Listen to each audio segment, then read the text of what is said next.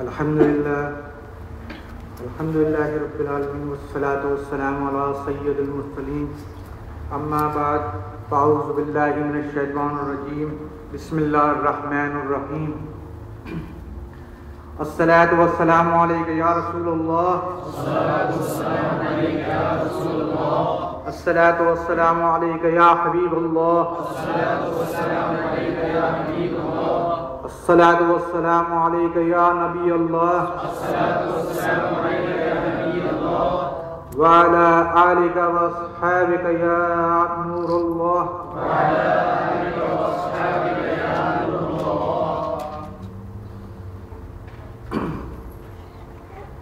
फरमाने मुस्तफ़ा सल्लल्लाहु तआला अलैहि वसल्लम है कि जिसने मुझ पर 10 मरतबा सुबह और 10 मरतबा शाम दुरूद पाक पढ़ा उसे क़यामत के दिन मेरी शफाअत मिलेगी। सल्लु अलल हबीब।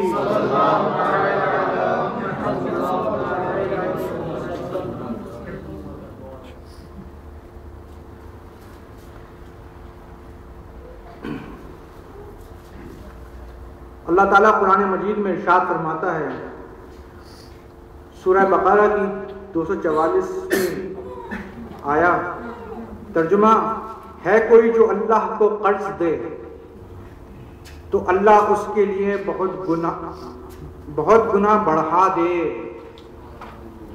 मीठे मीठे इस्लामी भाइयों, जरा गौर फरमाइए कि अल्लाह ताला जो गनी और सारी कायनात का खालिक और मालिक है, जो किसी का मोहताज नहीं, जो हर तरह की ज़रूरत और मोहताजी के तसव्वुर से भी पाक है, मगर इसके बावजूद कुरान मजीद में इरशाद फरमाता है कि कौन है जो उसे कर्ज हसना दे। यहाँ अल्लाह को कर्ज देने से मुराद राह खुदा में खर्च करना है। गोया इस आयत मुक़द्दसा में राह खुदा में खर्च करने की तरगीब दिलाई जा रही है कि कोई बंदा राह खुदा में खर्च करके ये ना समझे कि ये माल ज़ाया हो गया और दोबारा इसे हासिल ना होगा, बल्कि वाज़े तौर पर इरशाद फरमाया कि अल्लाह ताला इस माल के बदले में कई गुना मुआवजा अता फरमाएगा। इसी ज़मन में एक वाक़या गोशगुजार कीजिए कि एक छोटा सा काफिला हज के लिए रवाना हुआ। इस काफिले में रबिया बिन सुलेमान नामी एक साले और परहेजगार नौजवान भी शामिल था। जब यह काफिला कूफे शहर में पहुंचा तो हर शख्स जरूरियात सफर की अशिया खरीदने लगा। रबिया बिन सुलेमान भी कुछ खरीदारी के लिए बाजार गए। अचानक इनकी नजर एक वीरान सी जगह पर पड़ी। देखा कि एक खच्चर मरा पड़ा है और एक औरत फटे पुराने कपड़े पहने उसका गोश्त काट कर थैली के अंदर भर रही है। सारे नौजवान को यह ख्याल आया ये कोई भटियारन है जो लोगों को मुर्दार पकाकर खिलाती है। चुनाचे वो इस औरत के पीछे पीछे चल दिए। वो औरत एक मकान में दाखिल हुई। इस नौजवान ने दरवाजों के सुराखों में से अंदर झांका तो देखा कि घर अंदर से बिल्कुल वीरान है। 4 नौजवान लड़कियां इस घर के अंदर मौजूद हैं जिनके चेहरे से बदहाली और मुसीबत के आसार जाहिर हो रहे हैं। औरत लड़कियों से मुखातिब होकर कहती है, ऐ मेरी बेटियों, इस गोश्त को पकाकर खा लो और अल्लाह का शुक्र अदा करो। वो लड़कियां गोश्त काट कर भूनने लगी। रबिया बिन सुलेमान ने जब ये मंजर देखा तो कांप उठे और फौरन दरवाजे पर दस्तक दी और कहा, ऐ अल्लाह की बंदियों, इस गोश्त को मत खाना। औरत ने दरवाजा खोलकर पूछा, आप कौन हैं? नौजवान ने कहा, मैं एक परदेसी हूं। औरत कहने लगी, ऐ परदेसी भाई, इन लड़कियों का बाप बड़ा शरीफ और नेक आदमी था। वो नेक लोगों से इन लड़कियों का निकाह करना चाहता था, लेकिन मौत ने उसको ये मोहलत न दी। जो माल इसने छोड़ा था वो खत्म हो गया। हम मुकद्दर के कैदी हैं। 3 साल से हमारा ना कोई कफील है और ना कोई मददगार। 4 दिन हो गए हमारे पेट में एक दाना तक न गया। हम 4 दिन के भूखे हैं। हम जानते हैं कि इस्लाम में मुर्दा गोश्त खाना हराम है, लेकिन इन हालात में हम क्या कर सकते हैं। नौजवान औरत की दास्तान गम सुनकर अश्कबार हुआ और औरत से कहा कि जरा मेरा इंतजार करें।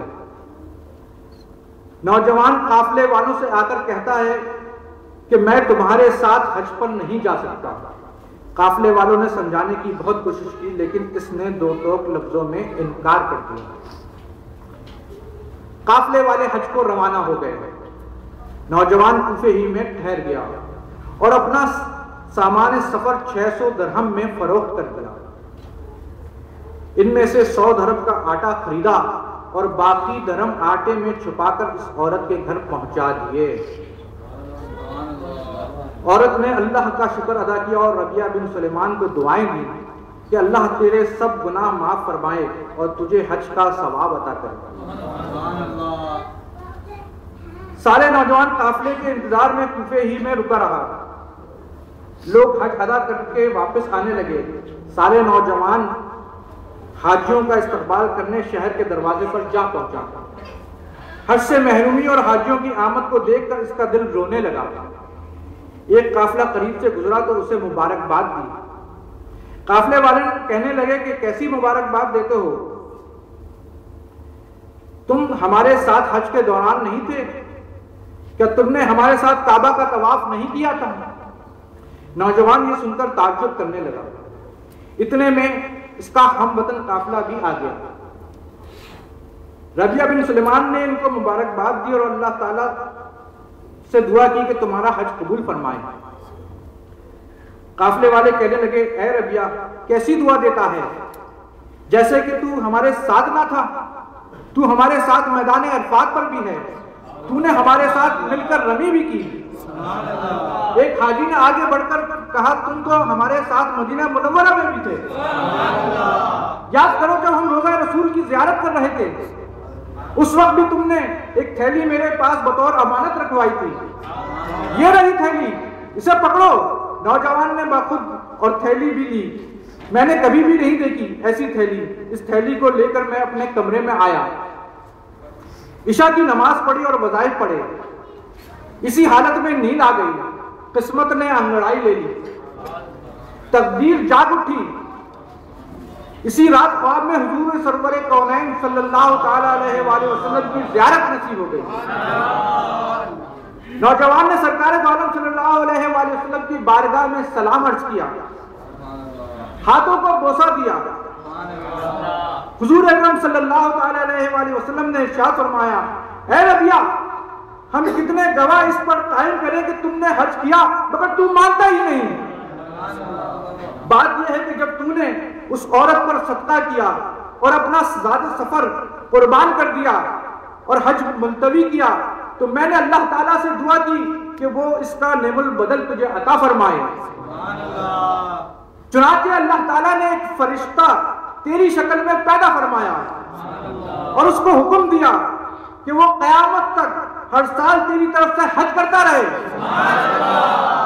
और दुनिया में तुझे ये इनाम और इकराम दिया कि 600 दिरहम के बदले तुझे 600 दीनार अता किए। तू अपनी आंखें ठंडी रख।